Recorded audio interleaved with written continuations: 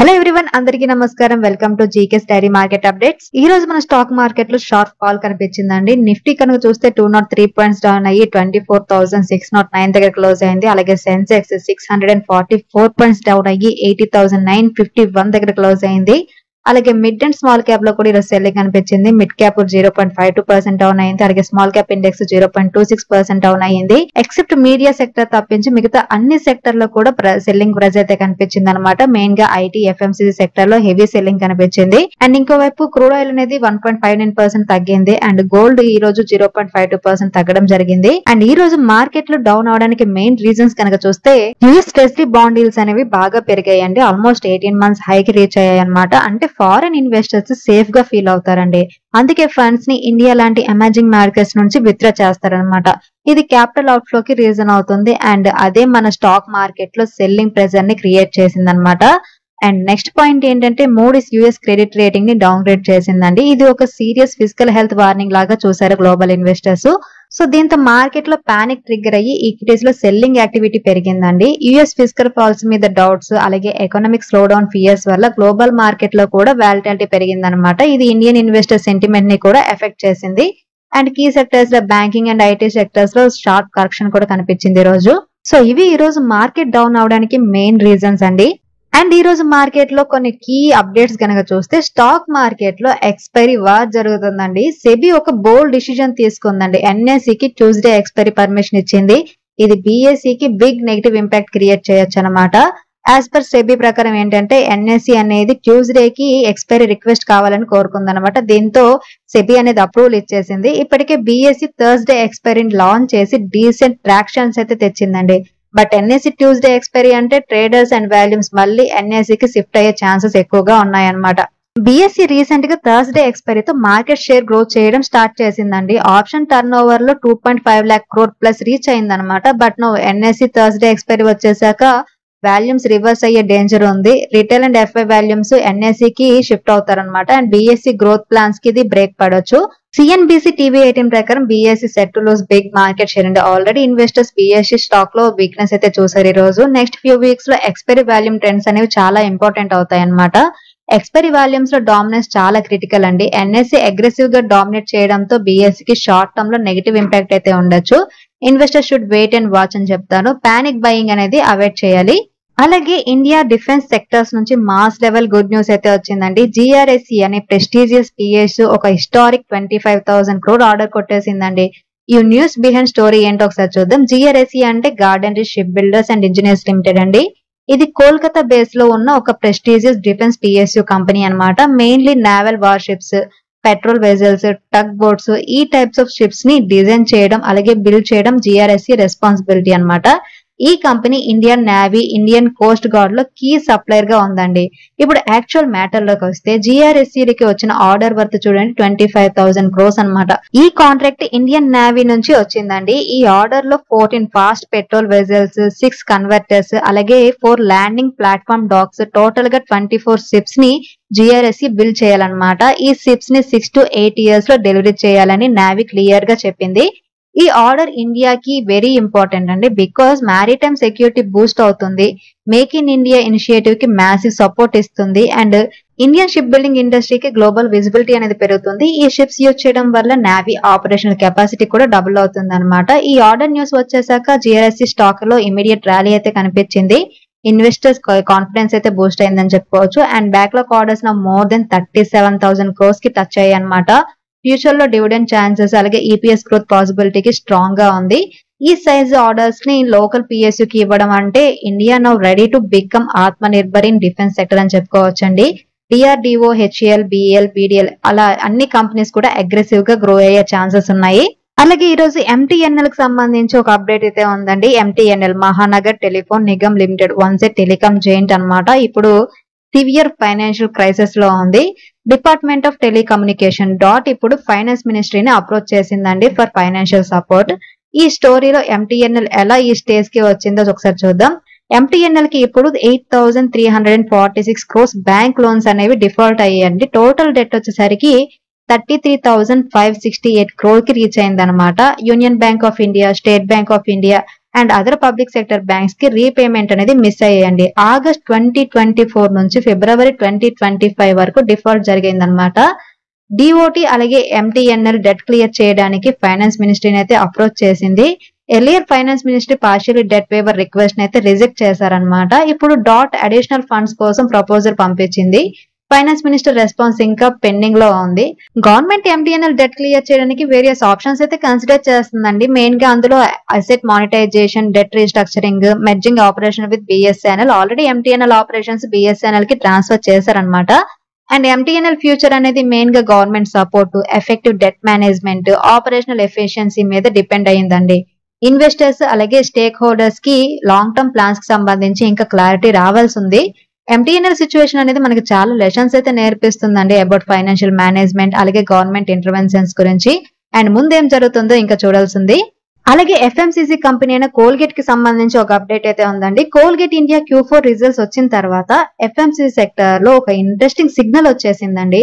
Urban demand slow down, competition intensity ఇవి Dabur, HUL, Emami లాంటి companies మీద కూడా నెగిటివ్ ఇంపాక్ట్ అయితే క్రియేట్ చేయొచ్చు. కోల్గేట్ యాక్చువల్ ఏం చెప్తుందంటే సెకండ్ హాఫ్ లో అర్బన్ డిమాండ్ అనేది తగ్గింది అండ్ కాంపిటీషన్ అనేది చాలా హెవీగా పెరిగిపోయింది. ఈ విషయాలు Q4 పర్ఫార్మెన్స్ మీద కూడా ప్రెజర్ పెట్టాయి అండ్ నియర్ టర్మ్ లో మ్యాక్రో హెడ్విండ్స్ కంటిన్యూ అయ్యే అవకాశం ఉంది అని వార్న్ చేసింది అనమాట. కోల్గేట్ ఓరల్ కేర్ సెగ్మెంట్ లో వస్తున్న స్లో డౌన్ ని చూసాక సిమిలర్ ఇంపాక్ట్ డాబర్ లో కూడా వచ్చే ఛాన్సెస్ ఉన్నాయండి. డాబర్స్ పోర్ట్ఫోలియోలో అర్బన్ అలాగే సెమీ అర్బన్ కన్జంప్షన్ చాలా ఎక్కువగా ఉంటుంది అండ్ చాలా ఇంపార్టెంట్ కూడా. సో సాఫ్టనింగ్ డిమాండ్ అంటే personal care, home care, health care segment లో గ్రోత్ అనేది స్లో అయ్యే అవకాశం ఉందండి. ఈ కామెంటరీ బట్టి ఎఫ్ఎంసీసీ ఇన్వెస్టర్స్ అయితే కాషియస్ గా ఉండాలి. వాల్యుయేషన్స్ ఆల్రెడీ హైగా ఉన్న కంపెనీస్ మీద ప్రెజర్ అయితే పడవచ్చు అనమాట.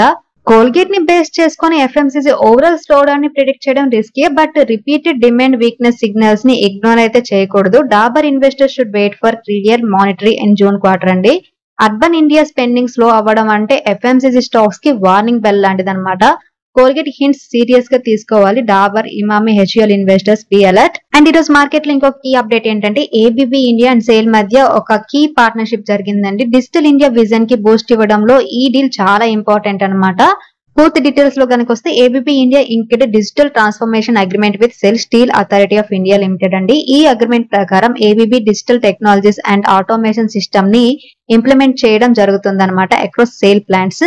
ABB smart factory tools, process automation, energy monitoring system ని డిప్లాయ్ చేయడం జరుగుతుంది అనమాట. అండ్ మెయిన్ గోల్స్ ఏంటంటే ఆపరేషనల్ ఎఫిషియన్సీని ఇంప్రూవ్ చేయడం, ఎనర్జీ కన్జంప్షన్ రిడ్యూస్ చేయడం, అలాగే స్మార్ట్ మ్యానుఫ్యాక్చరింగ్ అడాప్ట్ చేయడం అనమాట. And SAIL India's largest steel producer అండి. డిజిటలైజేషన్ వల్ల steel production fast and smart గా అవుతుంది.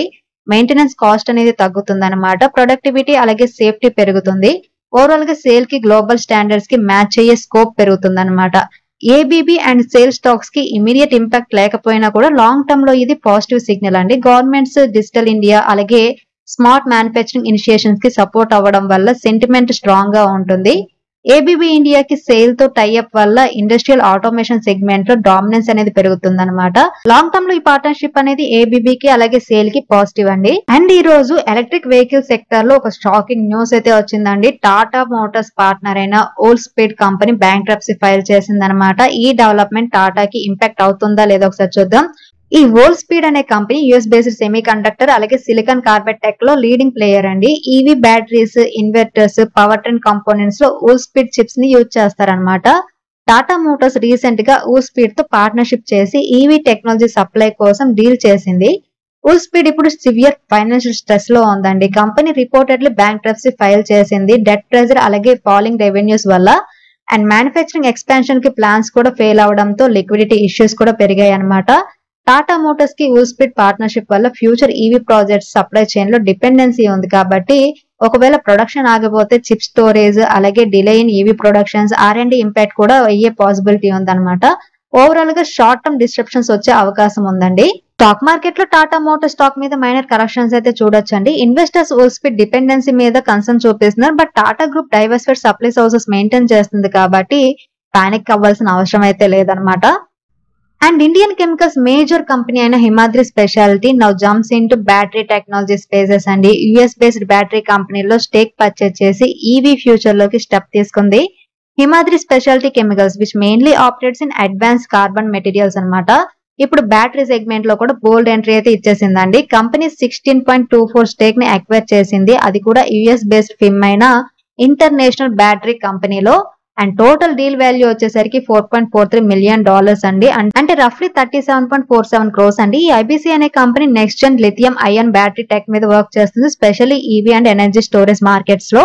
అండ్ కంపెనీ గోల్ ఏంటంటే high energy density cells, safer and longer life batteries design for global EV adoption, వీటి మీద ఎక్కువగా ఫోకస్ చేస్తుంది అనమాట. ఇది హిమాద్రి లాంటి కంపెనీస్ కి పాజిటివ్ న్యూస్ అండి. హిమాద్రి స్మార్ట్ గా బ్యాటరీ ఫ్యూచర్స్ ని ట్యాప్ చేస్తుందని చెప్పుకోవచ్చు. యుఎస్ కంపెనీలో స్టేక్ వల్ల గ్లోబల్ ప్రెజెన్స్ అలాగే tech transfer and branding improve అవ్వచ్చు. ఈవీ బ్యాటరీ స్పేస్ లో ఇండియన్ కంపెనీస్ కూడా అగ్రెసివ్ గా ఎంట్రీ ఇస్తున్నాయి అనమాట. హిమాద్రి మూవ్ స్మార్ట్ అలాగే ఫ్యూచరిస్టిక్ గా కనిపిస్తుంది.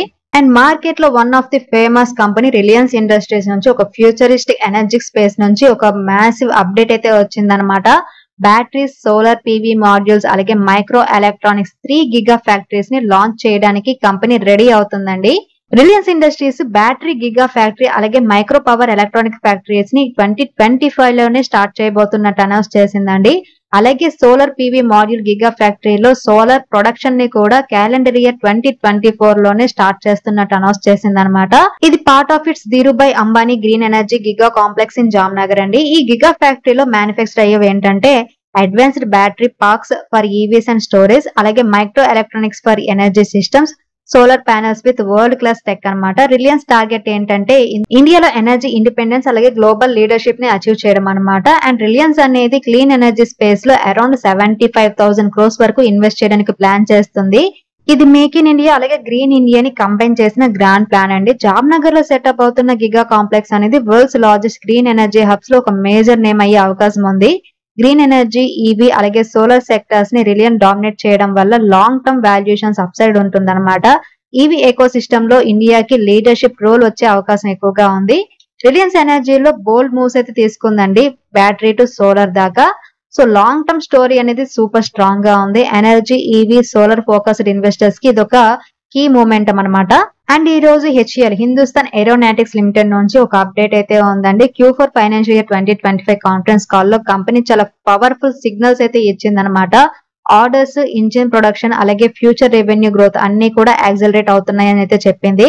హెచ్ఈఎల్ ఆర్డర్ బుక్ ఇప్పుడు 1.89 lakh crore కి రీచ్ అయ్యిందండి. మెయిన్ గా బూస్ట్ వచ్చింది ఫ్రమ్ న్యూ మ్యానుఫ్యాక్చరింగ్ కాంట్రాక్ట్స్ అండి, including defence, aircraft, helicopters అలాగే ఇంజిన్ మాడ్యూల్స్ అనమాట. ఇది హాల్ హిస్టరీలో one of the strongest ever backlog అని చెప్పుకోవచ్చు. అండ్ హాల్ మేనేజ్మెంట్ ఏం చెప్తుందంటే ఫ్రమ్ నెక్స్ట్ ఇయర్ నుంచి double digit revenue growth expect చేస్తున్నారు. And long term defence contracts వల్ల విజిబిలిటీ అనేది చాలా క్లియర్ గా ఉంది. ఇది స్టాక్ పర్ఫార్మెన్స్ ని స్టడీగా సపోర్ట్ చేయొచ్చు. అలాగే AL-31FP engine Russian origin సుఖై fighters jets కి ఇవి హార్ట్ లాంటివి అనమాట. దీనికి సంబంధించి హెచ్ఏఎల్ ఏం చెప్తుందంటే ఈ engines delivery 30 units per year జరుగుతుంది. And for next years continuous production schedule కూడా ఉందన్నమాట. ఇది హాల్ కి రెవెన్యూ ప్లస్ మార్జిన్ స్టెబిలిటీ ఇస్తుంది ఫర్ ఇంజిన్ డివిజన్ నుంచి. 1.89 lakh crore ఆర్డర్ బుక్ అంటే విజిబిలిటీ చాలా క్లియర్ గా ఉందండి. డిఫెన్స్ థీమ్ ఇన్వెస్టర్స్ కి HAL long term multi bagger potential తో ఉంది. గవర్నమెంట్ పుష్ అలాగే మేక్ ఇన్ ఇండియా అనేది డిఫెన్స్ కి ఒక యాడెడ్ అడ్వాంటేజ్ ని కూడా క్రియేట్ చేస్తుంది.